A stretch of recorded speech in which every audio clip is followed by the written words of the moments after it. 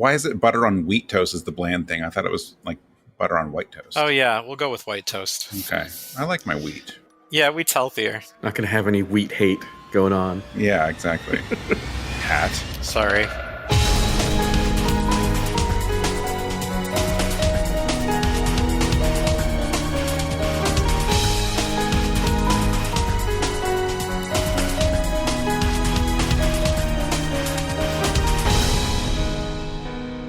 Hello, and welcome to episode 92 of Rhythm Encounter, the RPG fan music podcast. I'm your host, Mike Salbato, and today we are talking about Sega Genesis RPGs. A few episodes ago, we did Super Nintendo, so we thought it'd be good to have a companion episode for the Super Nintendo's competitor at the time. So joining me today to talk about Genesis music is Patrick Gann. Hey, everybody. And Wes Iliff. Hello there. How are you both doing today? Just dandy. I am enjoying the sights and sounds of Pittsburgh. Are you? I am. Including someone chopping down a tree. Yep. Yes. The classic Pittsburgh soundscape. Yes. So if anyone hears any buzzing or trucks backing up, that is somewhere in Pat's neighborhood, and we're sorry about that. But we'll try to minimize it. Apparently, they missed the sign that Pat put on his door about "I am podcasting today. Please be quiet in the neighborhood." Really, it's shame on them. Yeah, my prerogative should always come first over everyone in the world. Right. I mean, I guess the on-air sign you have outside your door isn't enough. You actually have to put it outside your house. So, like, everyone around you knows. That's the problem. I probably need it in neon lights outside on the front lawn. Mm-hmm. That's my bad. We'll fix that for next time. Yeah. I'll have it ready. Well, I'm excited about this. I will definitely admit that growing up, because you generally had to choose a side, I was more in the Nintendo camp. We had a Genesis.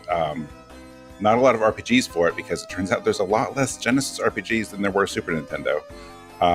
So a lot of this is new for me today, but that's okay. I'm looking forward to talking about it. Yeah, I think especially in America, there was an absence, and I think some of the best ones weren't localized. Though actually the one we might consider the best, and people can argue, but Phantasy Star 4 was localized, the whole series was, so at least we got that. Yeah, like I knew Phantasy Star and Shining Force, but outside of that, not a whole lot. Yep. And like the Genesis didn't lack for games. Like it just like a lot of the Genesis music I know are just platformers usually, like Sonic and Rise Star, and there's a lot of great music on the Genesis, but RPGs I just had to really familiarize myself with them the last couple of weeks. During the era, I think they believed that Western audiences wouldn't get RPGs, so they kept giving them passes as often as they could. Yeah, but we still have a good selection today, most of which released here. I think all of them except... Did they all release here? Like Pat, your first song, did that? I forgot if that actually came out here or not. Not at the time. It has since there was yes. Yeah. All right. Well, are we ready to talk about music then? Always. So I figure we should start strong here. So we're going to start with one of your songs, Wes. So what are we starting with? So my first song is an absolute classic, Thray, also known as Rune from Phantasy Star 4. Awesome. And Pat, what's your first song? Yeah, so I picked a favorite from composer Noriyuki Iwadare, who worked on the Langrisser series. So this is called Ally 1, Neo Holy War. It's kind of the base battle music for Langrisser 2. All right. Let's go take a listen to Thray, a.k.a. Rune, and Ally 1, Neo Holy War.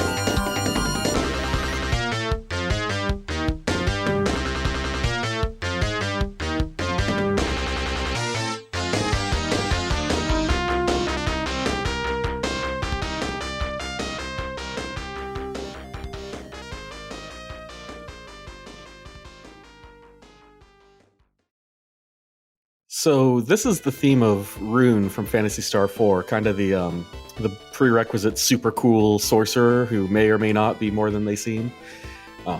Rune is one of the most interesting characters and has huge ties all the way back to the beginning of the series, and has all of these interesting mysteries under them. But most importantly, this song kind of occupies the same space as the Zero theme from the first Mega Man X, in that this is like the coolest theme possible. You immediately know that this is your cool character for the game. This is the one that you're going to be the most interested in. And it works even better because you go directly from the world map into this ruined town, and that goes from like kind of grand but low-key music into like sad, destroyed town music, and then directly into this like bop that really gets you moving, and it really energizes you to like keep going past there. I think it's perfectly set for like, here's the mood that we want you to have going on from here. There's been a lot of bad stuff that you've seen. Let's kind of pop it up and give you the feeling that you can do this. Yeah, I mean, that definitely comes through.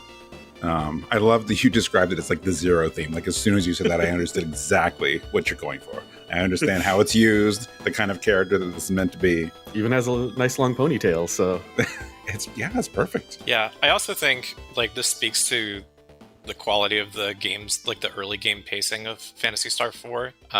It's just as you said, like, yeah, the world map's grand and like the world itself is interesting, and then it's like, oh, things suck at this town, and it's like not necessarily dystopian, but it's bad. And then, oh, here comes your bro, and yeah, it's not musically, it's not necessarily the same as the Zero theme, though it's not too far off either. I'm gonna save more about how the Genesis handles music when I get to my song, but it definitely works. And it's a reminder that of all the SNES soundtracks out there, I think the X series probably could have been ported to Genesis, at least from an audio perspective, without issue. Yeah, it's just it really does, as you said, speak to the pacing of the game. That game doesn't want you to get bogged down at any point. As dense as it gets, as complicated as that game gets, you never want to be bogged down in it. And the music kind of keeps you going. I was gonna say, I like the bass line in the song a lot,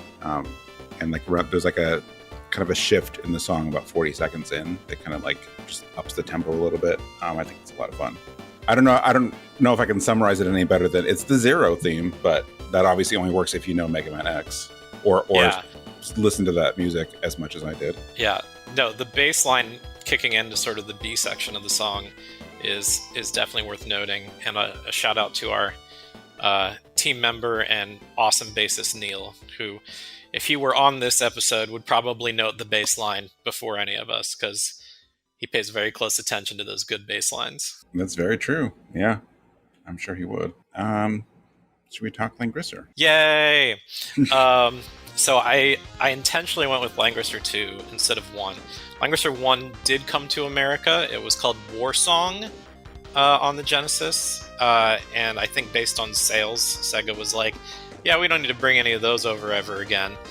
So we never got the rest of the series. But Langrisser 2 had this absolutely kickin' soundtrack, primarily by Noriyuki Iwadare. An interesting thing to note, and if you check our review for the Langrisser 1 through 3 music collection box, whatever it's called, from Messiah, there are 3 different versions of all the Langrisser 2 music. There's as it appeared on the Sega Genesis, as it appeared for a game called Der Langrisser on the Super Nintendo, and then a 32-bit upgrade that they did for PlayStation and Saturn. And I actually, for this song, the sort of bass battle music that I think most people really know if they know the Langrisser series, the do-do-do-do-do-do, like, I think it actually sounds best on Genesis, and it's probably because it was originally written for Genesis. The Sega Genesis, in terms of how it handles sound, is very good for solo instruments in terms of like instrumental sound. So think like guitars and bass, or one keyboard, especially keyboards that make sort of that, what I would call like the crystal synth, sort of a Celeste kind of sound, like World 3 and World 5 in Sonic the Hedgehog, that kind of sound. it's you try to reproduce that on a Super Nintendo, and it will not go well. Conversely, the Super Nintendo is great for like string ensemble sounds. You do like orchestra hit or like string ensembles that were really popular in like the Final Fantasy games. You basically can't make that sound good on a Genesis. There are other ways of doing it, and I think we'll see that when we get to some other games on this list. But what I love about the Langrisser 2 soundtrack is it's essentially a rock soundtrack. There's some pieces that feel orchestral, and they do a good job with percussion.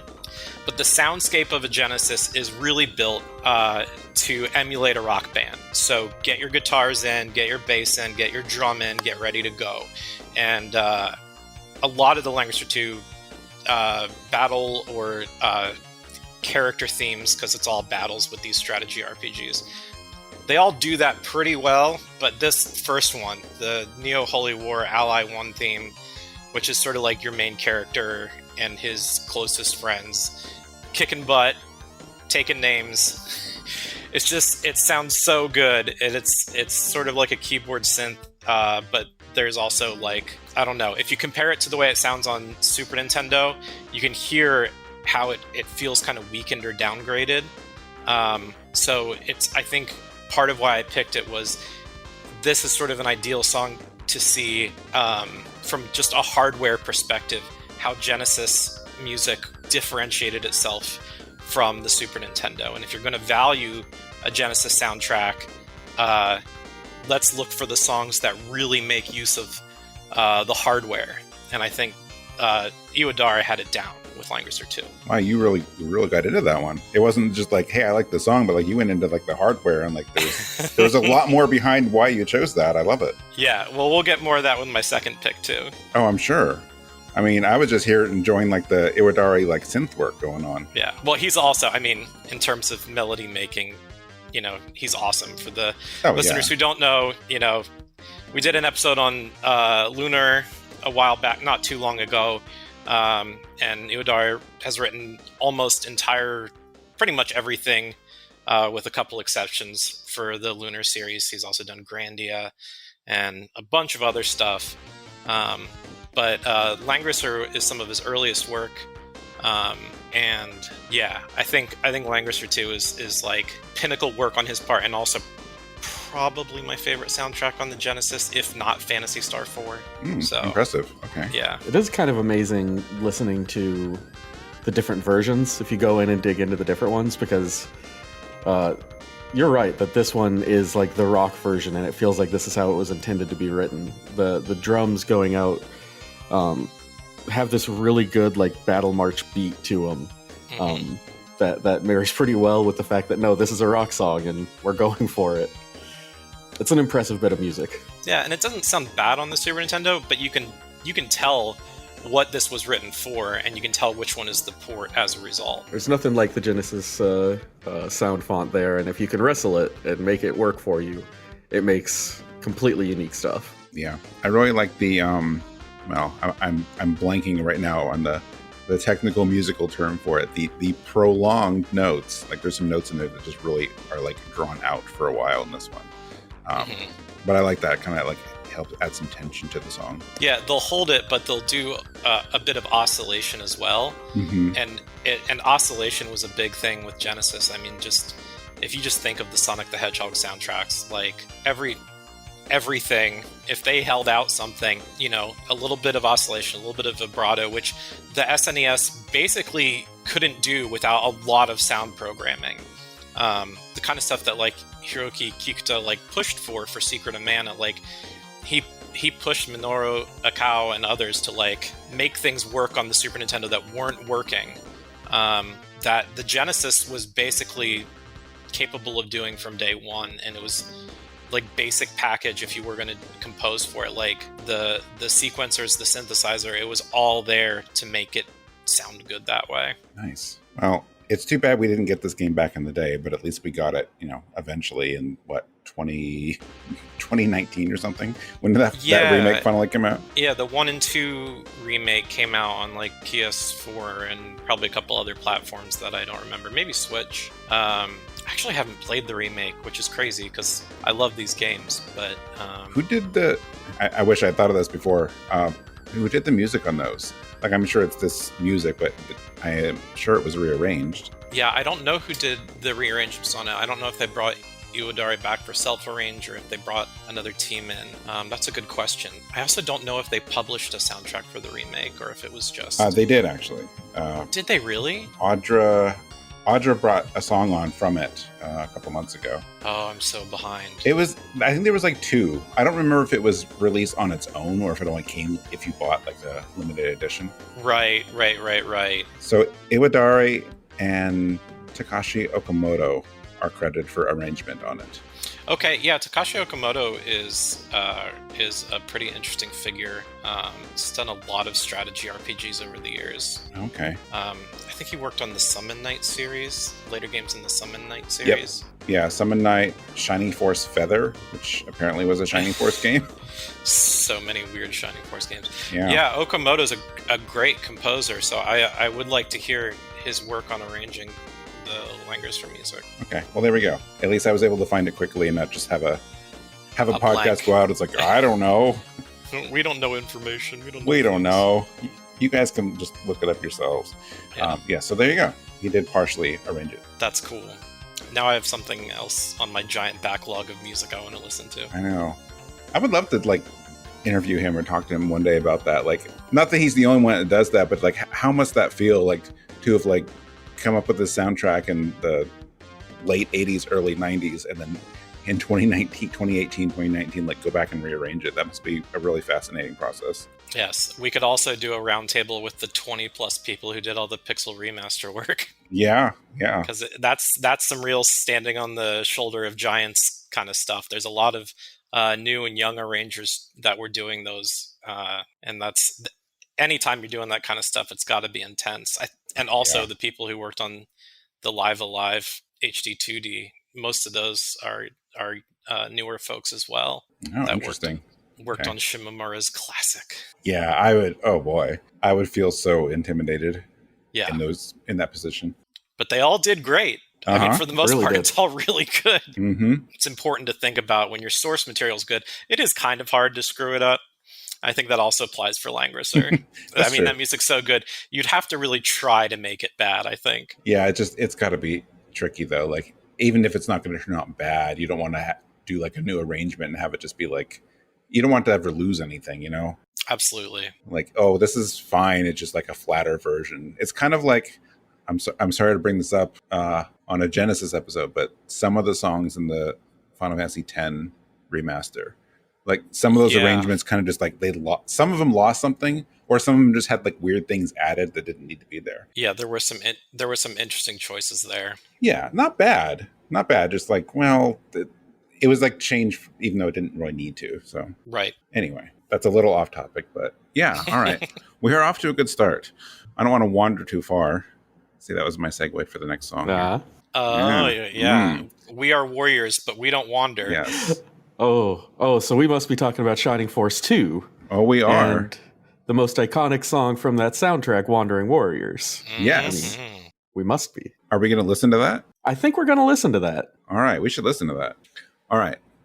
So after that is my first song, and I have the battle theme from Pier Solar and the Great Architects, which is a Genesis game, although it certainly came out far, way after the Genesis stopped getting games for the most part. I have not played it, but I really enjoyed this song, so excited to talk about it. So let's go listen to Wandering Warriors and Battle Theme.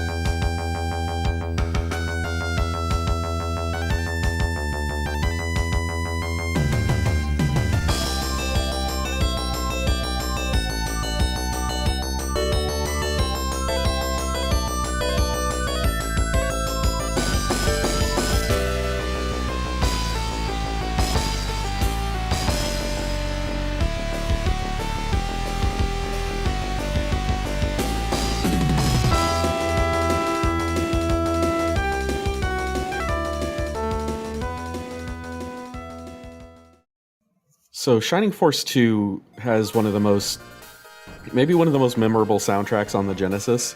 And I think part of that is because it's made almost entirely of battle marches. It's got these big booming themes, heavy drum sections, a lot of like flutes like you would hear, during an army march. But this one in particular is probably heard the most because it's the sound you hear while you're wandering the world map. Because unlike a lot of tactical RPGs, there is a world map where you can run into semi-random encounters. And this music plays both during exploration and during those battles. And it's this kind of victorious sounding march that also goes really nicely with exploring because you feel like you're genuinely going into, potentially uncharted land, kind of ready to face whatever comes at you. It feels more victorious than sometimes you can feel during Shining Force 2. And it's incredibly satisfying. I believe you hear it when the game starts up, even during the press start screen. It's just a beautiful march and one of few of its kind on the system. I think it's really a classic in terms of not just SEGA music, but strategy or tactical RPGs.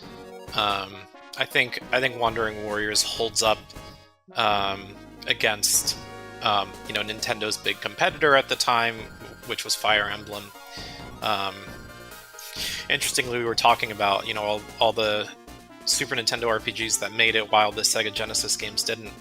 But Sega's flagship strategy RPG, the Shining Force series, competed in Japan against Fire Emblem, but in America we got zero Fire Emblem until like Game Boy Advance. So, but musically, I think about the parallels between Shining Force and Fire Emblem quite a bit, and I think that just maybe because of percussion alone, there is just this greater impact that comes with the Shining Force soundtracks.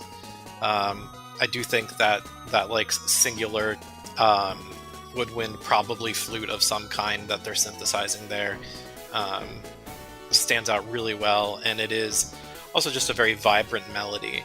I think the thing that surprises me the most is the composer Motoaki Takenouchi, also known as Takenouchi.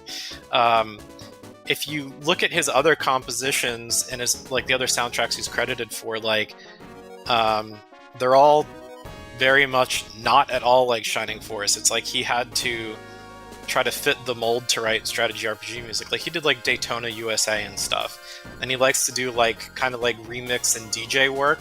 So the early Shining Force stuff that he worked on, I think it was either out of his wheelhouse or he didn't want it to be in his wheelhouse because he didn't do it much. But he, for someone who didn't sort of dabble in this kind of music very much in terms of his professional output, quite the surprise that it came out so well when you think about Uematsu, he continued to hone his craft to make these sort of very melodic, character heavy, thematic music, and he clearly got better from game to game. And so he had styles and he had things that he had to work on and improve. But Takenouchi was just I'll just make this great music for a strategy RPG, and then I'll go back to arcade games and stuff for the rest of his career. So it's just an interesting guy that really sort of blew it out of the water with Shining Force, especially Shining Force 2. Yeah, I didn't know any of that. It's so interesting to go and do soundtracks for this really iconic RPG series and then just not do any more of them. Just knocked it out of the park and then just said, I'm done, dropped the mic, walked off. I mean, yeah, basically. He went on to do awesome music for other games and other styles, but he was he wasn't on for Shining Force 3. That was Motoi Sakuraba, who, I think we all know his pedigree. He's done a bazillion soundtracks. Right. So, yeah, interesting choices in terms of who Sega brought on for what. Yeah. What always really grabs me about this soundtrack in particular is just how many of the instruments sound like they're just being played on a colonial battlefield. You got drummers marching up alongside your various troops, and I know that this is a non-colonial pre-colonial setting and everything, but it still gives that same impression of this battle is being made on the battlefield. It's almost diegetic in how it fits into what you're seeing. Yeah, it makes you feel like it could have been a score for some American Revolution strategy RPG. Yeah, I can see it. Now there's an idea. Yeah. Can we put werewolves in it? Maybe just spice it up. There was an indie game several years ago. I don't know if it was American Revolution, but it was actually like set in like, I don't know if it was in the Old West. It was set in America. I forgot what it was called. I don't know the music offhand, but I know there was a game a while ago in this, maybe a setting similar to that, which, you don't see a lot. No, you don't. Though, if you play Live Alive, Old West is one of the settings. Oh, that's true. That's true. Is they're one American scenario. Yeah. I mean, our last episode of Rhythm, we did feature a song from the Shadow Hearts game that is partially set in America, but yeah. You shouldn't get me started talking about Shadow Hearts. This is going to get us even more off topic. Okay. Yeah, let's not go there. I'm too excited already. Okay. I do recommend listening, though. It was a good episode. Oh, yeah, absolutely. Well, before we move on, like my comment here, when I was looking for my stuff, I definitely spent more time. I played Shining Force 1 more than I played 2, even though I liked 2. I just never got through it when I was younger. And I went back and listened. I don't know if some of the songs I was listening to that I remember in the first game held up quite as well. I think there's definitely a leap here in the second one. Like, this song is very rich. It just has much stronger instrumentation, I think, than the first one. There's just more going on here. But like, it has this nice rich sound. It's motivational. There's a lot of like motivational, like triumphant battle music today, huh? Well, that's a lot of the good stuff that they did on SEGA. It's true. It wants you to be driving, that sound. Those drums being so good, and some of like the hits being so good. Yeah, that's what you want.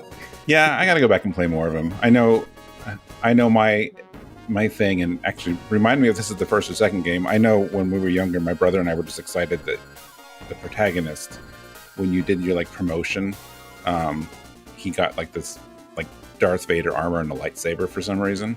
I don't know why that was the choice, but I was always a fan of that. It's a good look. Yeah, it is. And I think that's the second game, but maybe that is the first one. I don't know. Yeah, that's the first one, because okay. Bowie in the second game gets a big, long, flowing cape and long hair. Okay, all right. That's still cool. It's not lightsaber cool, but it's still cool. Yeah, it's not bad. Yeah. Well, speaking of battle themes, Pure Solar. This game came out at a time when there wasn't like crowdfunding and stuff now. Like, a game like this coming out now wouldn't really be as shocking. I know there's a developer, I can't think of his name right now, or their name, but they're like routinely releasing like new Game Boy games. Like, they come on cartridges and everything. You can get them digitally, but you can also get a cart. And some are RPGs, some are shooters. So like, this kind of thing happens now. You get people making games not just retro style, but actually meant to be played on old hardware, which is fascinating. But when Pure Solar was being made, I don't think there was many examples at all of that happening. So I know it was a really, really novel thing when that was going on. Yeah, I think they were the only ones in the market doing that. I mean, there were people doing it for CD-based consoles like PlayStation, Saturn, Dreamcast, but to produce a cartridge in the mid-2000s, I don't even know how they got hold of people that could help them assemble the hardware. I mean, they must have had connections. And I remember it was weird, and it was pre-crowdfunding. I do think they ran their own pre-order campaign to help fund the production. Right. It was like, we need to like pre-order 1,000 before we can even manufacture the cartridges. I think there was something like that. But yeah, what a sort of bold idea, right? To pursue. I was actually reading her review of the game, and different people have differing opinions about the execution of the game, but just conceptually, putting a game out on the Genesis, a good 10, 15 years, maybe 12 years after it had, stopped having things published officially by SEGA, it was a bold move. And the fact that they wrote, music that's, they had to be thinking about, again, what does the sound font look like? What are our options? Right. And do we want to try to press outside of that, like try something new or different, or do we want to harness the known strengths of what the Genesis can do? And in my opinion, at least based on the battle theme, they decided to harness strengths. and I applaud that, and I really like the sound. And I don't know the composer. Is it Zable or Zable? It's Fahr for this one, yeah. Yep. Yeah. So, I don't know them. Yeah, I don't know I don't have any familiarity with the people who worked on the soundtrack for this game, but I do know that I like this song for sure. Yeah, it really does strike you as a Sega Genesis song or soundtrack, potentially made with those decades of experience in between, where people have still been able to play with, the Genesis sound chip and been able to figure out, okay, what are its strengths, what are its weaknesses, even more than they did back when the system at first came out. Right. That's another thing that's always worth remembering is, the later you go into a console, the more people explore and the more people realize you can do stuff. I mean, compare something like Final Fantasy IV to Chrono Trigger. Even with genius work from Mitsuda and Uematsu, there was not enough known about, what they could pull off with the Super Nintendo that if someone asked them to write that music in 91, it would not have come out sounding the same. They needed to wait till 94, 95 to pull off the Chrono Trigger soundtrack. There's no question about that. And so having that extra time, not just in the Genesis's natural life, but as people, did sort of fan-made work and custom ROMs and things like that in the emulation scene, there were definitely new discoveries made about things you could do with it. And I do like, the quality of the music is very high for a Genesis game. Right. And I tried looking at this. I can't get a fully straight answer because, you can listen to some of this on YouTube, and I think the way it works, because the soundtrack is 4 discs and there's different arrangements and things, and my understanding is that there's the original Genesis stuff, the original Genesis compositions on the soundtrack, but then there's also a CD version of it, because some of them, if you listen on YouTube, you can find the CD ones pretty readily, and they definitely sound different. That is not using Genesis hardware sound font stuff. Which is interesting. It's interesting they went through, and I don't know if the whole soundtrack is there's an original and a CD version of every song, because that would be mind-boggling. But it's interesting that they approach it for both angles. That's not a particularly uncommon thing, though. I mean, think about all the handheld games that would have multiple sound sources.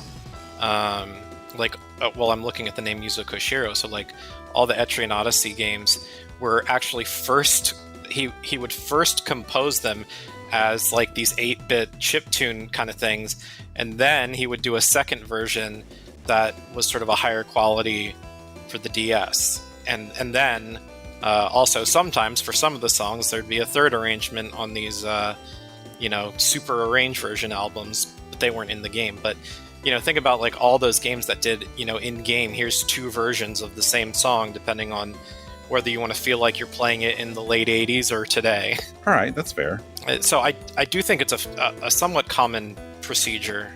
Ogre Battle did that as well. Sakimoto and Iwata had they just wrote the MIDI synth music, and then there's the further compressed what you actually hear on the Super Nintendo, and then on that album, All Sounds of Ogre Battle, they just put both on the same album. So yeah, I mean, people do it. True.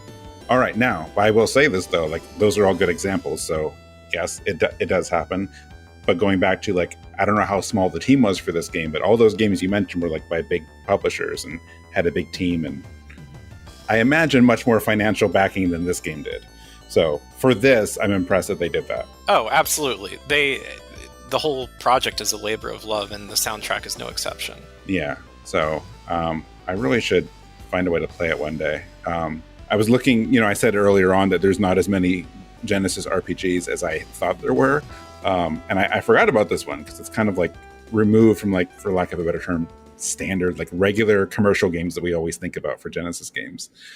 But why not? It's still, it can be played on the hardware, so I figured it counts anyway. But I actually put it where I put it in our track list today, because the more I listened to this, along with some other ones, that I noticed some similarities here. I feel like this one has a really good bass line, kind of like our Phantasy Star song. It has that motivational feel again with like some of the battle music we've had today.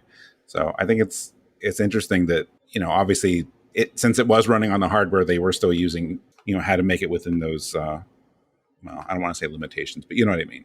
So, but like they really did it. Like this really does sound similar to these other songs. So I think it's pretty cool, like to do that. And like you said, it's still more mature coming way later in life. Well, I'm glad everyone liked it too then. Yeah.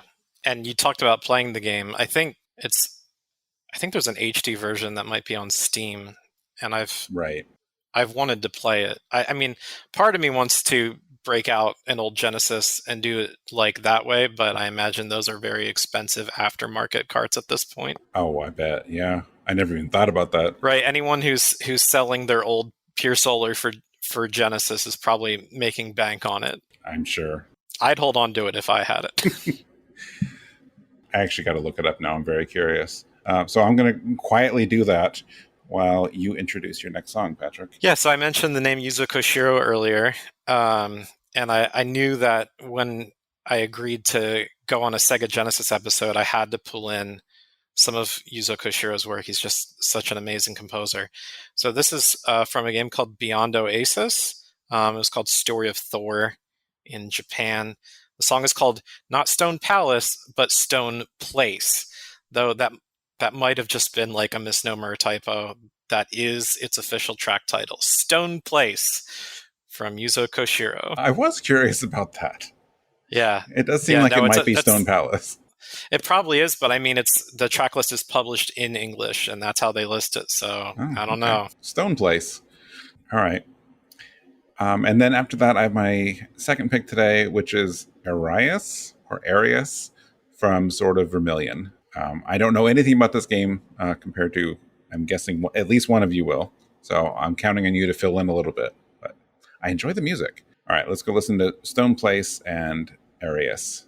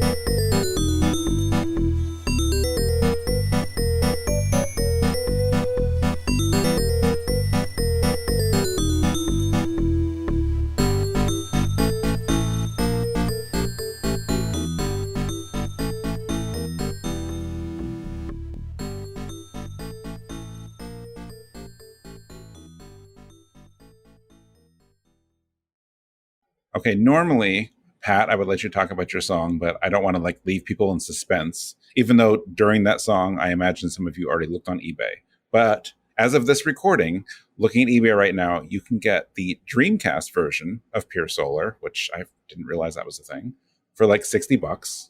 Not too bad. There's a reprint version for the Genesis, which is going for almost 200. That's what I was expecting. There's a Japanese version, a Mega Drive version for 150. A collector's edition for the Dreamcast for, well, this person's asking for 500. We'll see if they get it. But yeah, some of those versions definitely up there. Yeah, just the cost of producing a card is so much more than a CD. Yeah. They must have been expensive at the time, like 60 or 70 minimum. Oh, I'm sure. I think, and so yeah, I would expect 150 to 200. Yep. Is the appropriate price. That's a good market value at this point. Well, anyway, there you go. I just want to offer an update on that. And now you are free to talk about your Beyond Oasis, or what was the Japanese title again? Story of Thor.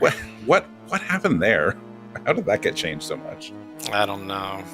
Someone in localization was like, "We're doing something different.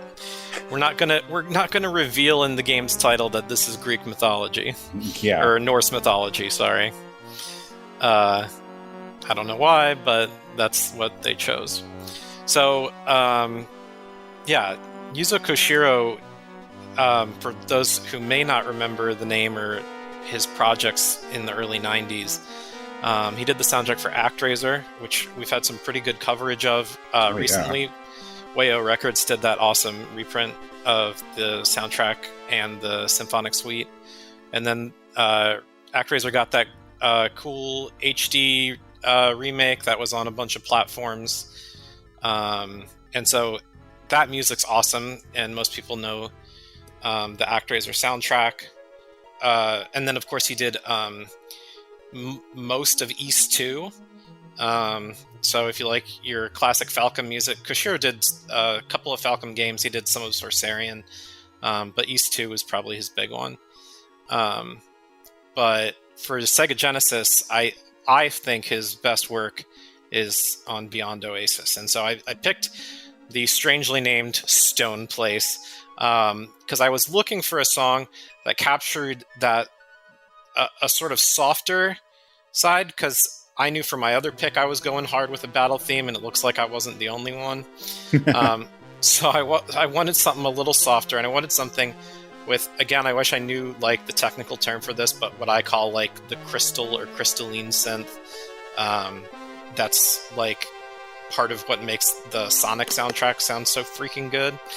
And it's the way it's used in Stone Place. This is a very sort of like ambient environmental kind of theme. But I just think it's pretty and a little haunting, which is, you know, kind of hard to do in the 8-bit and 16-bit days, to sort of pull off a more atmospheric effect. You know, you don't have, you know, a full orchestra, and you can't do a lot in ways of like remixing and mastering and like sound manipulation. You don't have all those tools that, you know, the big Western AAA studios have now for any game PS2 and onward. So to be able to do it in Beyond Oasis, you know, it's not like there aren't other RPGs that were doing it at the time, but I think Koshiro is really good, not only at, you know, really butt-kicking melodies like the first stage in ActRaiser Fillmore, but also like softer, like let's tone it down and take a moment to breathe and think kind of music, which is how I feel about this song. No, the atmospheric and the tension stuff that you're talking about, like that's exactly what I honed in on. In part, like I like that part of it, but also just there's some interesting variety here. Like there's some sections that sound a little more upbeat, or almost that triumphant sound again a little bit. Like then there's some horns, but yeah, that like foreboding feeling to it was really interesting, because I don't think we have anything else today that has that sound. So it there's a couple songs, I can't think of which one. I think it's some of the dungeon songs and like A Link to the Past. Like there's some Super Nintendo, some Zelda songs that kind of give me that in dungeons, and I like that. I wasn't expecting that here. We all went like so, you know, upbeat with some of our songs, but I really like how Koshiro got that really sense of tension in this song. Yeah, I hadn't taken note. I hadn't written down the part that you're thinking of. There is a very clear A-B to this track, and so I would say about half of it is kind of the softer, and about half of it starts to kind of bring it with the horns. That's what impressed me so much listening to this, is because we've talked so much today about the strengths of the Genesis sound chip, and how a lot of those like driving rock kind of sounds are what it excels at.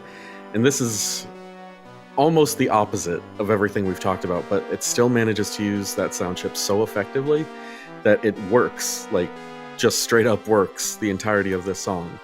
And a lot of the Beyond Oasis soundtrack is like that, where it doesn't sound necessarily exactly like anything else on Genesis, and it's able to pull out, I guess, emotionally things that a lot of other Genesis games just don't. Yeah, I will add, for, you know, because I don't want to be all praise, I do think there are parts of the Beyond Oasis soundtrack that really get into the territory of just drones, just like in musical form. And I'm not saying that makes, you know, it's not about Koshiro being a bad composer. I think it's what the developers were probably asking for. And so there are some pretty bland sort of, you know, butter on wheat toast kind of songs. But I'd say it's probably less than half of the entire soundtrack that I would sort of write off as filler.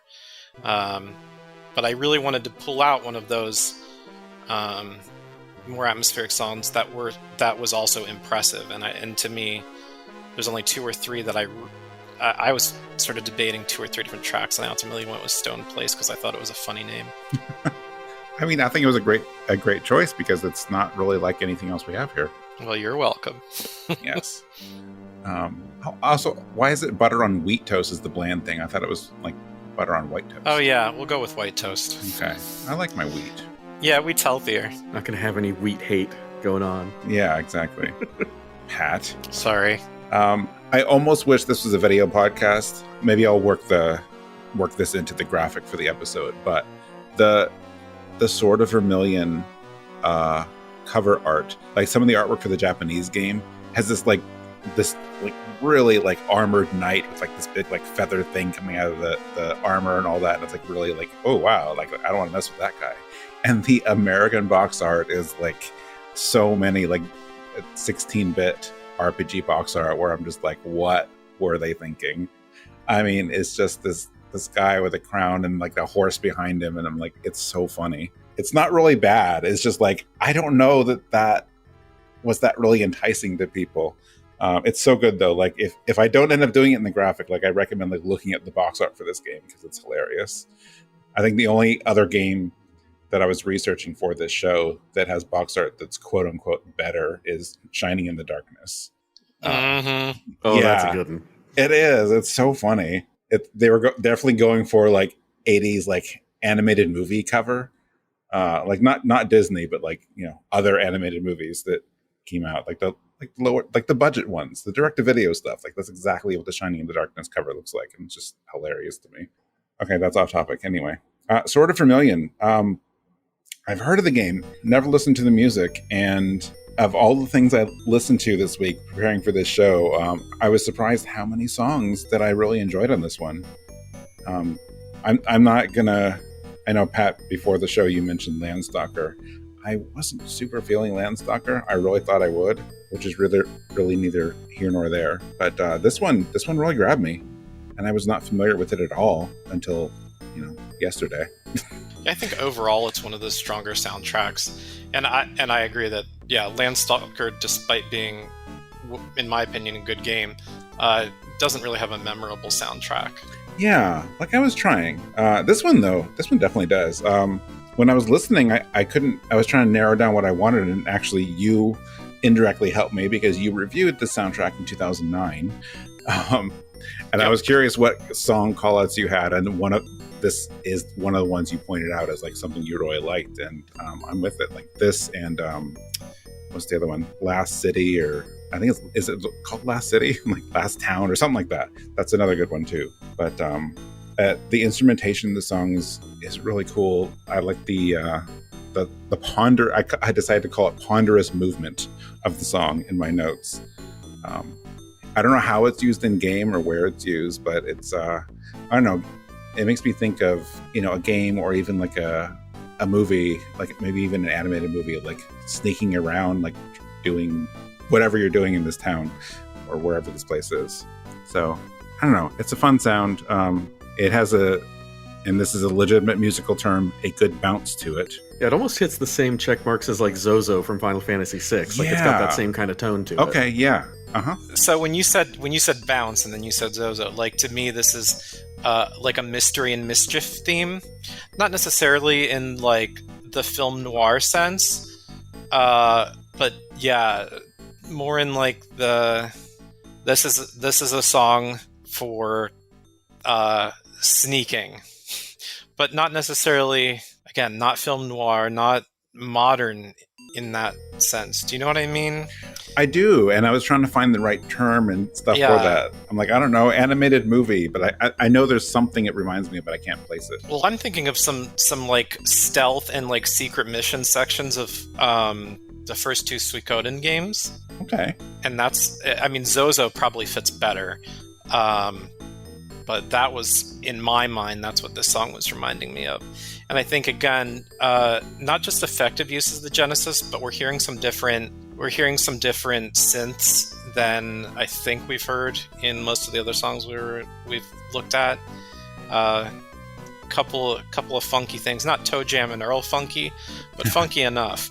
Yeah, I really like the beat to it. I like the sound to it, and I think, yeah, this is a song that's got style, and I like that. Honestly, I think the soundtrack is one of the strongest parts of Sword of Vermilion. It's an interesting game that a lot of people listening probably have access to without realizing it, because it's one of those they pack in with a bunch of the SEGA collections that they release. Oh, really? Okay. Yeah, if you have like any of those like on Steam or like a PS2 game, whenever they have those Genesis collections, this one is often thrown in. And people don't even think about it, don't realize it's an RPG even, because it didn't quite hit that same level of success. It's interesting, but that can also make it kind of difficult to grok with. But I don't know, it's really good looking, it's really good sounding. From that perspective alone, it's kind of worth giving a shot to. I have a good sense of the game. I was actually, when I was looking at the soundtrack, someone has like I talked about the box art, but it's the front and back box art. And like the back box art or the back description of the game kind of like runs through the entire thing. It's like, you're going to do this and you're going to go to all these places and you're going to get like 13 different weapons and then you're going to fight the Dark Lord or whatever. It's like, okay, I get what this is about now, just from the box. Spoilers on the back. Yes. Go figure, huh? Why read the book when you can read the dust jacket? Exactly. That's right. Yeah, no, I haven't played through the game, but I have listened to the soundtrack multiple times, and I do think I am glad that you included it in our episode. I had not thought to include it, so I was really glad that you did. Yeah. I'm glad you mentioned what you did, because I definitely have one of those Genesis collections, I think, on Switch. So I got to go look now. I probably have this game and didn't realize it. Yeah, it's worth checking out. Yeah, thanks. All right, well, that felt like way too short for a show, but to be fair, it's been a long time since we had a show with just 3 people. It's really throwing me off. I expected to be talking for another like hour, but this was fun. I appreciate both of you like being so knowledgeable and excited about being on this episode. I think, we've talked about it like, internally at the site, but like we have not had a ton of like SEGA representation on the show. I'm not sure if Genesis was the right one to start with, just because we have a limited pool, but I'm glad we did. I'm looking at our old episodes and like Phantasy Star, like we haven't really had Phantasy Star music on until now. Like the last one was years and years ago. So I'm excited that we got some more stuff from this side. So thank you. Yeah, if you think by console, I do think it's hard to pick one. Saturn is problematic only because like the vast majority of Saturn RPGs got ported to PlayStation, so they're not really exclusive. And then might have the same problem with like Dreamcast and PS2. Though there are a fair number of Dreamcast RPGs that stayed exclusive to it. I guess some went to GameCube though, like Scars of Arcadia. And then I think if we were willing to really dive in, the SEGA Master System, the 8-bit system, actually has some good RPGs and good RPG music. If nothing else, because there's a bunch of Falcom games on it. Yeah, I didn't play Phantasy Star. Well, I never had a Master System, but I played the Sega Ages one on Switch.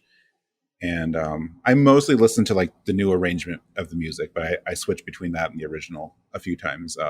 Man, that's some good music in that first one. Yeah, I think 1 has a better soundtrack than 2 or 3. Yeah, so, me too. Yeah, I mean, if we were feeling real crazy, we could do a Master System episode. There is enough out there. I'd do it. It'd be fun. There's some some Japanese only RPGs as well that would be fun to get into. All right, we'll have to look into that for the future then. So, all right, let's talk about what's coming next here. This is probably going to be a surprise because I didn't really tell anyone. I literally decided this yesterday because of some news about this impending crowdfunding campaign from the Wild Arms and Shadow Hearts people. So I decided our next episode is actually going to be a Wild Arms and Shadow Hearts episode. Oh my goodness. So I know I didn't even tell you guys. I didn't even tell anyone on the site yet because I just made this. I just decided this. So if you want to be on it, there is a card. Please go join that. So I want to get that out during this crowdfunding thing because like when are we ever going to combine these two? Otherwise, we can only do it because of the very unique nature of this crowdfunding campaign. So why not? We definitely have Wild Arms and Shadow Hearts fans, so I think it'll be a really fun episode. And for those who haven't seen the Kickstarter campaign, I imagine, are you going to put that in the show notes? Yeah, definitely. And also the interview was it Sam that did the interview? Sam did a great interview. With the developers of each game. Yeah, so exciting to see, the developers behind Wild Arms and Shadow Hearts just coming out of the woodwork and being like, we're doing our own thing. Who wants it? Like, I'm super pumped. Just weeping. Weeping. I know. Like, this is going to come out once the campaign launches. So, like, as we're recording, they haven't launched yet. So I can't say, like, I really think they're going to make a lot of money. Like, I think people really want these two games. So I'm excited to see how it goes for them. Same. Yeah. So anyway, that later in September, that is going to be our next episode. So after that, I think last time I did mention this. After that, we are going to get back to our original schedule, and we're going to do an episode based on the works of Masafumi Takada. So there's going to be some Danganronpa, Digimon, and whatever else people pick on there. Oh wow, we have a full lineup of songs already. Whew. And Pat's on that one. Yeah, I am. I'm super excited about that episode. I just got to say, anyone listening now, if you think it's going to be just Danganronpa, as good as those soundtracks are, we got some of that representation, of course, but Takada's done a lot of stuff over the span of his career, and we brought in stuff from a lot of different games from a lot of different generations. So we hope you tune in. Yeah, I think it's going to be a fun one. So yeah, those are our next two. So be on the lookout for those in the next 2 to 4 weeks. So if you have any feedback on this episode or any thoughts in general, you can reach the show at music@rpgfan.com. Remember to check out the track list in your show notes and on RPG Fan. And let's see. If you want to reach me, email is the best way for me. You can get to me at mike@rpgfan.com. What's the best way for people to reach you, Pat? I use Twitter a lot, so at Gameadactyl, that's the word game, the letter O, and dactyl, like pterodactyl. Nice. And Wes? You can find me on Twitter at Wes Iliff. Easy enough. It's so straightforward. Like to keep it simple. Yeah, I appreciate that. If you enjoyed Rhythm Encounter, we also always encourage you to check out RPG Fan's other podcasts. Every other Monday is Random Encounter. So that's where we talk about, current news, reviews, other features on RPG Fan. So I recommend that one. And then every Thursday, every week, we have Retro Encounter. So let's see, this is going up on the 12th, which means Retro Encounter will have just talked about finished Final Fantasy 13. So there's a lot of interesting things going on with Retro Encounter. I'm very excited for what they're doing for their September game too. But I won't spoil it because that is happening after this. So definitely be on the lookout for that. If you enjoyed the show, we would appreciate reviews and subscriptions. However else you want to say, thumbs up to us on Apple Podcasts, Google Podcasts, and whatnot. So I thank you in advance if you enjoyed it and feel like doing that. And then to close out today, I was looking at a whole lot of Genesis games trying to decide on what we should do for a bonus track here. And I decided we're going to go with Phantasy Star 3. I have not played it. I understand Phantasy Star 3's reputation among the series, at least as far as the game is concerned. But I listened to the Dark Force theme from Phantasy Star 3 and actually really like it. Yeah, that's a good one. Yeah. Or Phantasy Star in general and boss battle themes just don't miss. No. I mean, so I guess regardless of whether you like Phantasy Star 3 or not, it's hard to deny the music, at least this one. So yeah, so that's what we're going to go out on. So thank you both for being here. Thanks everyone for listening. I had a good time today. I hope you all did too. Absolutely. Yeah, had a great time. Thank you. Awesome, of course. All right, so we're going to close out today with Dark Force from Phantasy Star 3. And we'll see you next time. Bye.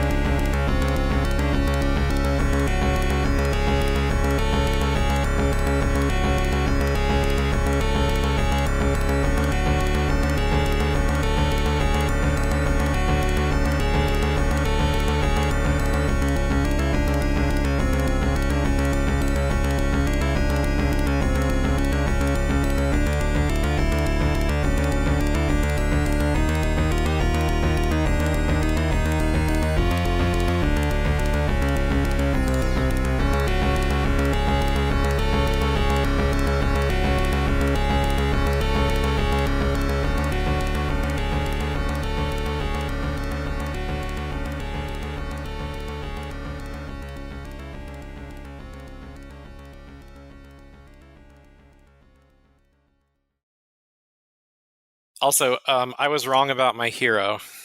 Oh?